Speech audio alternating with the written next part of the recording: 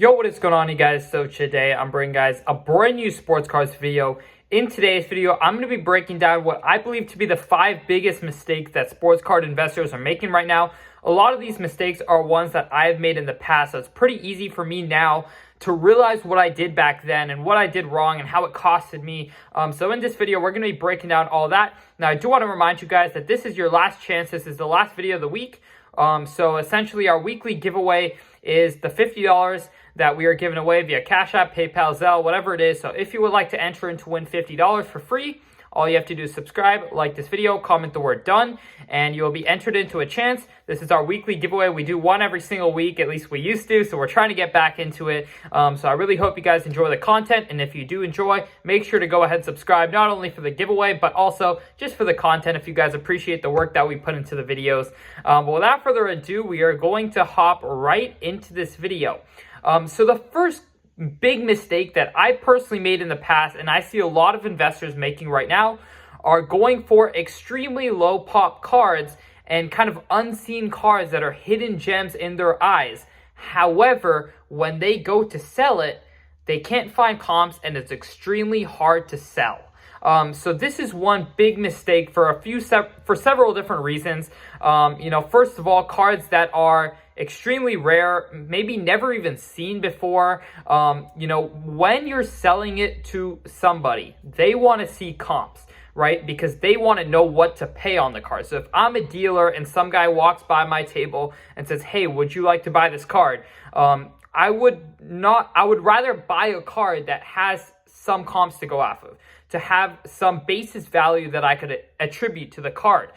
Because if it's simply a card that I've never seen before, it has never, really been surfaced online, never really been sold in the last 3 months on eBay, or never been sold at all on alt, whatever it is, as a dealer, it's extremely tough to know what to pay.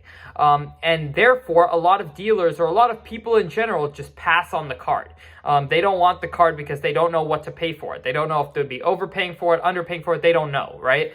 And so when you buy into these cards, while it may seem to you like a great deal, while it may seem to you like a hidden gem, a super low pop card, an extremely rare card, I've never seen this card, those all may be pluses in your mind. But every time you buy a card as an investor, you need to have a plan of how to sell it. If you're trying to profit off of the card, not just collect it, you have to have a plan of how to sell it. And oftentimes, it can be so much easier to sell a card where you can say, look, I bought it at this price, I'm this eBay comp, after this, here are the new sales, right? Over the last 2 months, here are the new sales. And this card, here are the last 3 comps, we can average it. It's much easier to make a sale that way than to just be like, look, I don't know. I bought this card, but I have no idea when it hasn't sold recently. Can you buy it for me for more? It's just a little bit tough. Of course, given if you are in that position, what I've personally done in the past is just put it up for auction on eBay, put it up for auction on an auction house,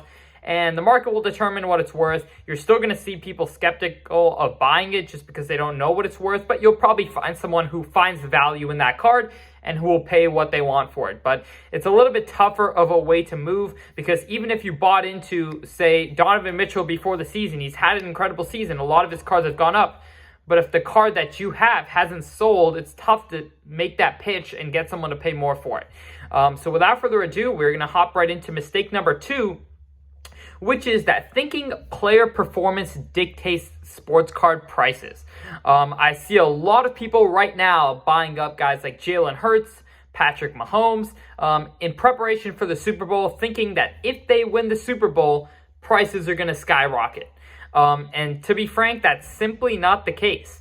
At the end of the day, sports cards are a supply and demand economy, just like any other market you want to talk about, stock market, sneaker market, whatever it is. It's just supply and demand. And when a player just wins a Super Bowl, the demand is surprisingly not as high as you think it would be, and that is simply because there's nothing to now buy it for. People are buying Jalen Hurts right now, and the demand is so hot right now because if he wins a Super Bowl, it's going to go up in people's eyes. However, once they win the Super Bowl, those buyers aren't there because where's the upside? He's just won a Super Bowl. And the supply gets extremely high because everyone was holding Jalen Hurts throughout the season in hopes that he wins a Super Bowl. When he wins a Super Bowl, they think it's the right time to sell. He just won a Super Bowl. It's a good time to sell this card. And so when it hits the market, the supply increases and the demand isn't, even if the demand is there, the supply is so high that, prices oftentimes do not go up. We saw when Giannis won a championship, his prices didn't really go up. In preparation to the finals, his prices went up. But during the finals, when he won it, it was kind of like, okay, right? We kind of already assumed. So I think a lot of that has to be understood as a sports card investor, that just because you buy a player before the Super Bowl and he wins a Super Bowl doesn't mean you're making money. It's not like sports gambling or sports betting or fantasy sports where if a player performs well, boom, his stock's gone up. No, it's not really that case, right? It's just if you buy a player, it's all about supply and demand on that card you're buying. Do more people want this card now and are less people selling it now than they were before? Then you're probably in a good position. But if you bought a card before and now more people are selling the card that you have because he did so well, it's a tricky situation. So I definitely think, in the long term, yeah, Jalen Hurts' prices will do well because he won a Super Bowl. But in the short term, you could oftentimes see prices stay steady, if not decline. So that's definitely something to think about. So without further ado, we are going to hop right into the next big mistake that I've personally made, that I'm sure you've made if you've bought cards and graded cards, and that is buying ungraded cards online. I know it's super tough to, look at an eBay listing for a good price, know that a PSA 10 goes for so much more, and that you can make good money on this. Unless you are an absolute expert, and know exactly what you're looking for and know how to tell surface, issues and ask for extra pictures. There's so many different things you have to do. But if you're buying ungraded cards online, you have to really do your due diligence. And if not, you're going to fall into the hole. Because oftentimes you can buy a card on eBay. It can look as clean as can be. The centering is perfect. You look at the corners, you don't see anything. You look at the edges, it looks super sharp. You're like, man, I'm going to buy this card. I'm going to send it in for grading. It's going to come back a PSA 9 or PSA 10, probably a PSA 10, and I'm going to make 3 to 4x on this card. You get the card in hand, you're like, okay, you don't take a quite deep look at it, and you send it in, and it comes back a PSA 6 or 7. And you're like, what in the world happened? What could have been wrong with this card? Oftentimes, it could be a surface issue that you just did not catch, right? On eBay, you could not see the surface properly. You asked for extra pictures, but the lighting that the person sent it in wasn't quite, showing the surface issue. Maybe the person knew about it, maybe the person didn't, but regardless, you're in the hole now because you bought a card that you didn't see in person. You couldn't do the whole lighting thing to see the full surface. Maybe there was a surface issue on the back, who knows? But regardless, buying ungraded cards online is extremely, extremely risky. I know people who do it really well, but I know a lot of average collectors and investors that have tried this and really got hurt. I know you can definitely make up for it by getting some PSA 10s to balance it out. But at the end of the day, I personally prefer buying cards graded. Much easier to sell the card too. If I'm going to sell an ungraded card, I'm getting bombarded with messages like, please send me 15 videos of this card in every single different angle. It's just such a pain to sell the card as well. So I personally like to stick to graded cards. I know it's an unpopular opinion. I know a lot of people out there make a lot of money with selling ungraded cards. It's just personally not for me. And I personally advise, if you're buying ungraded cards to grade, try to buy them in person. That's where I've had the most success in the past. If you're buying it in person, you can definitely see and do your due diligence without having to bother the seller so much. You can just say, could I take a look at the card, go through your due diligence, and then if you like it, take the risk, right? But if you're buying it online, you're pretty much just assuming a much bigger risk for no reason, because you can find those deals at card shows, whether it is at a local card shop, a card show, whatever it is. If you're buying it from someone online, maybe say, can I meet up with you and take a look at the card and maybe determine if I want to buy it or not. I know it's a little bit tough, but it's better than, getting a PSA 7 on a card. But without further ado, we are going to hop right into our next mistake, and that is going to be buying players based on performance and not popularity. So one big mistake I see a lot of people making is comparing players, how good they are, and their sports card prices. I know it works amazing in fantasy sports. I know it works amazing in other facets of the sports industry. But with sports cards, that's not entirely how it works. There's guys like Jaylen Brown. I've seen a lot of people buying up Jaylen Brown's cards right now saying, I think he's better than Tatum, or I think he's as good as Tatum. And Tatum's card prices are, believe it or not, more than 5x the price of Jaylen Brown's card prices, for his higher end at least. And so that is something to really keep in mind. Jaylen Brown is an incredible player. I'm going to put this out there. I see great opportunity in Jaylen Brown right now, but I'm just using this as an example. His prices are just a fraction of the price of Tatum. When he's, I wouldn't say the same player, but, I don't think the difference is a 5x difference. I'll say it that much, right?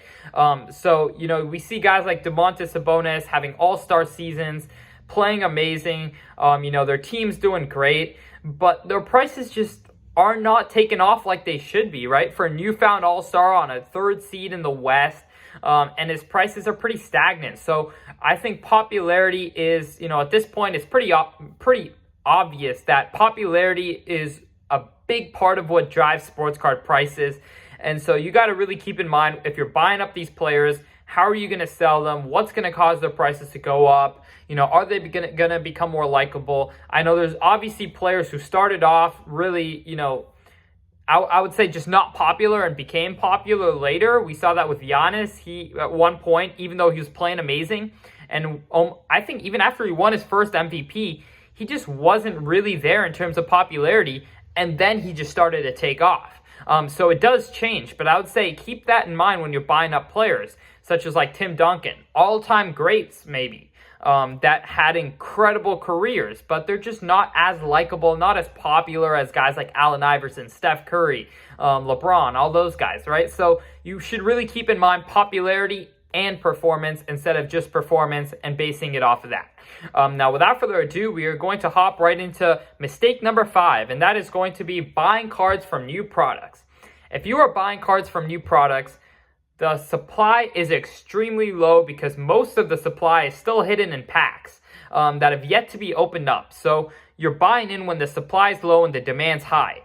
Now, chances are, over time, the supply is going to increase as people open up packs and grade their cards, and the demand, even if it stays the same, the supply is increasing at a crazy level. If you're buying a card right now with a Pop 100 and a PSA 10, the product released 3 months ago, and in 5 months, the population of that card is going to be 500.